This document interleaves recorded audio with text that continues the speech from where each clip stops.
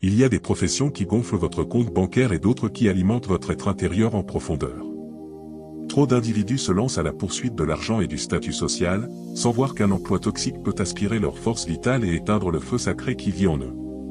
Si vous êtes une âme éveillée, quelqu'un qui porte une vocation sacrée, une sensibilité hors norme et une vision qui transcende le commun, sachez que toutes les portes qui s'ouvrent ne sont pas destinées à vous. Certaines opportunités scintillent à l'extérieur, mais dissimulent des énergies invisibles qui asphyxient votre potentiel spirituel. Elles vous dérobent votre paix, endorment votre intuition profonde et vous enferment dans des cycles où vous survivez au lieu de vous réaliser pleinement. Les âmes éveillées ne sont pas faites pour se fondre dans les rouages du système. Vous avez été créés pour vous élever au-dessus, pour être conduit par votre appel profond et non par les exigences du dehors. Si vous cherchez des réponses sur votre chemin professionnel ou si vous vous demandez pourquoi tant de portes paraissent se fermer malgré tous vos efforts, ce message est pour vous. Avant de continuer, pensez à vous abonner à cette chaîne, car chaque vidéo est là pour réveiller votre destinée véritable, pas seulement pour occuper votre esprit. Premier point, les métiers qui exploitent l'humain et les environnements corporatifs dépourvus d'humanité. Beaucoup d'âmes éveillées se retrouvent asphyxiées dans des atmosphères corporatives glaciales où les êtres humains sont réduits à des chiffres, des deadlines et des objectifs quantifiés. Vous le sentez ? Cette froideur spirituelle qui flotte quand les gens sont traités comme des rouages, pas comme des âmes. Vous avez peut-être des talents exceptionnels, mais votre être profond se sent en cage. Cet inconfort n'est pas une faiblesse, c'est une conscience divine qui s'exprime. Les âmes éveillées n'ont jamais été conçues pour servir un profit vide de sens. Ces structures glorifient le surmenage, récompensent l'égoïsme et étouffent l'empathie. Elles enseignent que le succès passe par écraser les autres, mais votre âme sait que c'est faux. Vous avez été fait pour diriger avec compassion, pas avec domination. Quand votre quotidien vous oblige à sacrifier votre paix pour un salaire, c'est le signe que votre esprit se révolte contre l'emprisonnement. Vous remarquez peut-être des maux de tête, une fatigue qui ne s'explique pas, un détachement émotionnel non par paresse, mais par asphyxie spirituelle. Votre don fleurit là où il y a service, créativité et connexion humaine authentique. Vous n'êtes pas destiné à bâtir l'empire de quelqu'un d'autre pendant que votre propre mission s'étiole. Les âmes éveillées prospèrent quand elles créent, guérissent ou guident les autres vers la lumière, pas quand elles sont coincées dans des hiérarchies sans âme qui exigent la soumission totale. Si votre lieu de travail exalte la cupidité et ignore la grâce, il est temps de te lever. Ton appel t'attend là où la compassion respire encore librement. Deuxième point, les métiers qui servent les ténèbres, l'occultisme, la corruption ou l'immoralité. Certaines industries ne sont pas neutres. Elles opèrent sous des énergies qui s'opposent directement au plan divin. Ce sont des espaces bâtis sur la tromperie, la manipulation, la luxure et l'exploitation. Ce genre d'obscurité qui se nourrit de la faiblesse, de la souffrance ou de la confusion des gens. Les âmes éveillées ne peuvent pas y survivre sans se blesser spirituellement. Que ce soit la vie nocturne qui glorifie la tentation, les entreprises fondées sur la corruption ou le divertissement qui se moque de la pureté et de la vérité, ces environnements vident votre énergie divine comme un poison lent. Vous pouvez y entrer en pensant, c'est juste un job, mais au fil du temps, votre paix s'évapore. Vous vous sentez lourd spirituellement, déconnecté de votre propre lumière, et vous ne savez plus pourquoi vous êtes là. Ce n'est pas aléatoire. C'est ton esprit qui hurle pour s'échapper. Les âmes éveillées n'ont pas été créées pour prospérer là où la moralité est tournée en dérision, où les principes de Dieu sont bafoués. Quand ton intuition murmure, tu n'es pas à ta place ici, ce n'est pas de la peur. C'est une protection divine. Certaines rémunérations coûtent trop cher. Certaines opportunités sont trop lourdes pour que ton âme puisse les porter. Tu ne peux pas servir à la fois le divin et le démoniaque. Soit tu sèmes la lumière, soit tu nourris les ombres. Quand tu t'éloignes des environnements obscurs, tu ne perds rien. Tu t'élèves. Parce que partout où tu vas, la lumière te suit. Et aucun salaire ne vaut la paix d'être en alignement avec le ciel. Troisième point, les métiers qui vendent du rêve creux et détruisent votre raison d'être. Les âmes éveillées portent une lumière divine, une énergie qui révèle la vérité et guide les autres vers leur vérité et authenticité. Mais quand vous évoluez dans des milieux qui célèbrent le faux semblant, la superficialité, le désir charnel et la confusion mentale, cette lumière commence à s'éteindre sous le poids des apparences. Certains secteurs du divertissement vivent de la distraction permanente, vendant des fantasmes sans substance réelle. Ils font croire que la célébrité, les applaudissements et la validation des foules sont la preuve de la valeur. En vérité, ce ne sont que des échos vides qui aspirent l'énergie spirituelle. Pour une âme éveillée, le vrai danger n'est pas la visibilité. C'est de s'y perdre. Tu commences à mesurer ta valeur par les chiffres, les likes, les réactions plutôt que par ta mission divine. Ton talent créatif, qui devait guérir les cœurs, élever les consciences et réveiller les esprits, devient un simple outil pour distraire les énergies mêmes qui cherchent à te dominer. Et pendant que tu accumules l'attention du monde, ton héritage spirituel s'évapore en silence. N'oublie jamais, ton don est sacré. Il n'a jamais été conçu pour alimenter l'illusion de la perfection. Le monde récompense le spectacle. Le ciel récompense la sincérité. Si ton emploi t'oblige à agir contre ta nature profonde, non par peur, mais parce que ton esprit sait que tu es destiné à influencer depuis la lumière, pas depuis le mensonge. 4e point, les métiers qui étouffent l'âme et les rôles administratifs sans évolution. Pour les âmes éveillées, la routine sans but ressemble à une prison spirituelle. Tu n'es pas paresseux. Ton âme meurt simplement d'envie d'expansion. Quand tu te lèves chaque jour seulement pour répéter des tâches sans vie, tamponner des papiers, classer des documents, rédiger des rapports interminables pour la vision de quelqu'un d'autre, ton feu divin commence à s'éteindre. Ces emplois peuvent paraître sûrs, prévisibles, responsables. Mais pour les âmes éveillées, ce sont des prisons dorées. Tu as été conçu pour créer, diriger, innover, pas pour fonctionner comme une machine. Chaque fois que tes idées sont rejetées ou que ta créativité est ignorée, un morceau de ton appel est enterré sous la monotonie. Avec le temps, tu commences à oublier la vision qui enflammait autrefois ton âme. Mais au fond, une agitation divine persiste, chuchotant qu'il y a plus dans ta vie que la paperasse et l'absence de paix. Ce remous n'est pas rébellion. C'est résurrection. C'est ton âme qui te rappelle que la paix vient de l'objectif, pas de la prévisibilité. Les âmes éveillées prospèrent quand leur travail s'aligne sur le sens, quand leur don insuffle la vie aux autres. Ne confonds pas stabilité et destinée. Dieu ne t'a pas choisi pour maintenir des systèmes. Il t'a choisi pour en créer de nouveaux qui inspirent transformation et croissance. 5e point, les métiers fondés sur la tromperie et la manipulation commerciale. Si ton travail te demande de tordre la vérité, d'exagérer les promesses ou de pousser les gens à acheter ce dont ils n'ont pas vraiment besoin, tu ne perds pas seulement ton honnêteté. Tu fuis ton énergie divine. Les âmes éveillées sont porteuses de vérité. Leur parole porte un poids spirituel. Quand cette parole sert à manipuler pour l'argent, elle perd son pouvoir de manifester le bien. Chaque mensonge crée une dette invisible.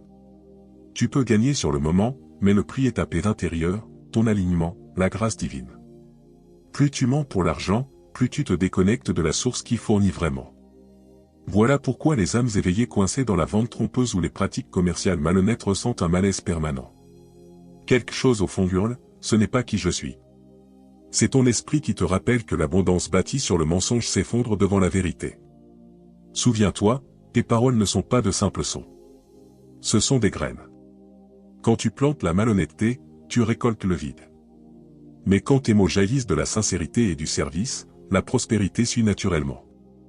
Ne vends pas l'illusion. Vends la transformation. Ne force pas la main. Éclaire les esprits. Tu n'as pas été choisi pour convaincre par la pression, mais pour inspirer par la vérité. L'intégrité attire toujours la provision divine. 6e point, les métiers qui rejettent la créativité et les espaces qui enferment votre esprit. Les âmes éveillées sont des créateurs nés, avec une imagination divine qui reflète le Créateur lui-même. Mais quand tu évolues dans des environnements qui punissent les idées nouvelles, qui étiquettent l'originalité comme rébellion, ta lumière intérieure commence à s'éteindre. Tu commences à douter de tes instincts, à questionner ta brillance, et finalement à enterrer le don même qui t'a rendu éveillé. Ces emplois peuvent paraître sûrs sur le papier, mais spirituellement, ce sont des prisons pour les visionnaires. Ils enseignent la conformité, pas la création. La répétition, pas la révélation. Chaque âme éveillée porte un code divin d'innovation à l'intérieur, un feu intérieur qui exige l'expression. Quand ce feu est étouffé, il ne meurt pas. Il se retourne vers l'intérieur et devient frustration, fatigue, désespoir silencieux. C'est pourquoi tu te sens piégé même quand tu réussis. Ton appel n'est pas de survivre dans des systèmes de limitation. Il est de construire de nouveaux systèmes qui élargissent les esprits et réveillent les âmes. Tu n'as pas été fait pour décorer des cages, mais pour concevoir des ailes. Quand la créativité est rejetée, ton appel commence à crier plus fort jusqu'à ce qu'il ne puisse plus être ignoré. Suis ce murmure. C'est Dieu qui te rappelle que tes idées n'ont jamais été destinées à s'intégrer. Elles ont été conçues pour se démarquer, pour changer les atmosphères et pour apporter l'imagination du ciel sur terre à travers tes mains, tes mots, ton travail. 7e point, les métiers qui adorent l'argent et le travail financier sans morale. L'amour de l'argent n'est pas seulement la racine de tout mal, c'est la racine de nombreuses distractions spirituelles. Dans certains systèmes financiers, la cupidité est déguisée en ambition et la manipulation en stratégie. Les âmes éveillées qui entrent dans ces domaines ressentent souvent un conflit invisible et profond. Elles veulent subvenir aux besoins de leur famille, mais elles veulent aussi rester pures de cœur. Pourtant, le système les tente constamment de faire des compromis, de privilégier les chiffres aux âmes, les profits aux personnes, les gains à la bonté. La tension spirituelle qui suit n'est pas accidentelle. C'est le murmure de Dieu te rappelant que la richesse sans intégrité n'est que pauvreté spirituelle. Tu peux gagner plus dans la monnaie du monde, mais perdre toute valeur aux yeux du ciel. Les âmes éveillées sont destinées à gérer la richesse différemment avec éthique, équilibre et responsabilité. L'argent est censé servir ta mission, pas la remplacer. Mais dans les espaces gouvernés par la cupidité, ton objectif divin semble étouffé parce que ton âme n'a jamais été construite pour adorer ce qu'elle est censée simplement administrer. Au moment où tu commences à valoriser l'argent plus que le sens, ton héritage spirituel commence à se désintégrer. Marche là où ta conscience est claire. La vraie prospérité est paisible. Elle multiplie à la fois la richesse et la droiture. 8e point, les métiers qui volent le temps de Dieu et le surmenage pour survivre. L'arme la plus subtile du diable contre les âmes éveillées n'est pas toujours le péché évident, c'est la distraction par l'épuisement. Certains emplois enchaînent ton temps si étroitement que tu n'as plus d'espace pour respirer, réfléchir ou communier avec Dieu. Tu te lèves en courant, tu travailles sans fin, tu t'endors vidé, répétant un cycle qui semble responsable mais qui est en réalité destructeur. Ces systèmes sont conçus pour te garder trop occupé pour entendre l'instruction divine. Quand tu survives constamment, tu ne peux pas prospérer spirituellement.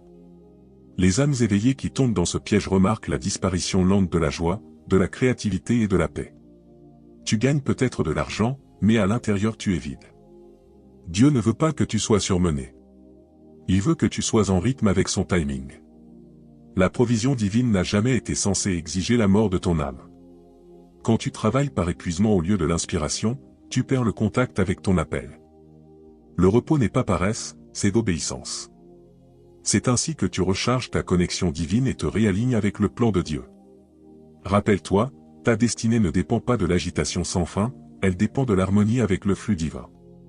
Les emplois qui volent ton temps à Dieu ne sont pas des bénédictions, ce sont des chaînes. Si ton agenda ne laisse aucune place à la prière, au calme ou à l'appel, il est temps de demander, qui est-ce que je sers vraiment? Parce que les âmes éveillées ne courent pas après l'horloge, elles évoluent dans le timing divin. 9e point, les métiers qui tuent l'empathie et les soins de santé sans compassion. Tous les emplois dans le domaine de la santé ne sont pas divins. Pour les âmes éveillées, l'empathie est sacrée. C'est un langage spirituel qui guérit bien plus profondément que la médecine seule. Mais quand tu travailles dans des endroits où les soins sont devenus mécaniques, où les gens sont réduits à des numéros et où la guérison est un business plutôt qu'un ministère, ta compassion commence à se flétrir. Tu commences chaque journée en voulant aider. Mais la bureaucratie, la cupidité et l'épuisement engourdissent lentement ton esprit. Tu es témoin de souffrance, mais on te dit d'aller plus vite. Tu ressens la douleur, mais le système t'entraîne à l'ignorer. Ce n'est pas seulement de l'épuisement professionnel, c'est l'érosion lente de l'empathie divine. Les âmes éveillées ne sont pas destinées à pointer et à quitter un travail de guérison. Elles sont destinées à l'incarner. Quand ton emploi te prive de la capacité de ressentir, de te connecter ou de servir par amour, il est temps de te réaligner. Dieu ne t'a pas appelé à exécuter des tâches. Il t'a appelé à porter une présence. La vraie guérison découle de la compassion, pas de la conformité. Tu as été choisi pour rappeler aux gens que les âmes comptent plus que les systèmes. Si ton lieu de travail supprime cette vérité, alors peut-être que ton appel n'est pas de t'adapter, mais de reconstruire ou de réinventer la façon dont la guérison se fait. Avec humanité. Avec gentillesse. Avec esprit. Tu n'es pas seulement un travailleur. Tu es un canal de restauration. Âmes éveillées. Ce message n'est pas là pour te faire honte. Il est là pour te réveiller. Dieu a un plan divin pour ta vie et parfois il ferme des portes non pas pour te punir, mais pour protéger ta destinée. Si tu te sens invisible, sous-payé ou spirituellement étouffé dans ton emploi actuel, c'est peut-être la façon dont ton âme te dit que tu es destiné à plus. Ne poursuis pas ce qui semble sûr. Poursuis ce qui semble divin. Au moment où tu t'alignes avec ton appel, la provision te suivra naturellement. Dieu n'a pas besoin que tu luttes. Il a besoin que tu t'abandonnes.